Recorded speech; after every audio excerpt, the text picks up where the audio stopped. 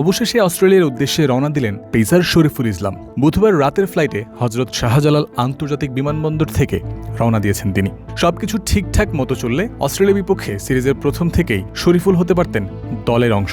তবে গত 14 জুলাই হ্যামস্ট্রিংয়ের চোটে পড়েছিলেন তিনি। হয়েছিল গ্রেড 1 ইনজুরি। তখন থেকেই তিনি ছিলেন পুনর্বাসন প্রক্রিয়ায়। গত 29 জুলাই থেকে শুরু করেছিলেন বোলিং।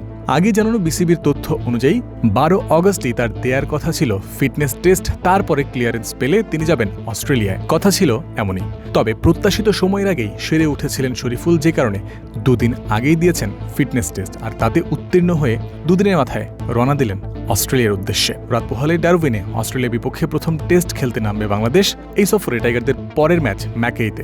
যেহেতু ফিটনেস ক্লিয়ারেন্স পেয়েছেন শরীফুল, তাই সিরিজের সেই দ্বিতীয় টেস্ট খেলার জন্য তিনি অ্যাভেলেবল রয়েছেন। এদিকে বুধবারই এক প্রেস বিজ্ঞপ্তি দিয়ে বিসিবি জানিয়েছে স্কোয়াডের আপডেট। শরীফুল যেহেতু দলের সঙ্গে গিয়ে যোগ দিচ্ছেন, তাই এই মুহূর্তে অস্ট্রেলিয়াতে অবস্থান করা ডানহাতি পেসার মুশফিক হাসান দেশে ফিরে আসবেন। তার সঙ্গী হবেন উইকেটকিপার ব্যাটসম্যান জাকের আলী অনিকো। মুশফিক ও জাকের দুজনেই দেশে ফিরে সাউথ আফ্রিকা সফরের জন্য প্রস্তুতি নেবেন। দেশটিতে গিয়ে বাংলাদেশ এই দলের হয়ে লাল বলের সিরিজ খেলবেন তারা।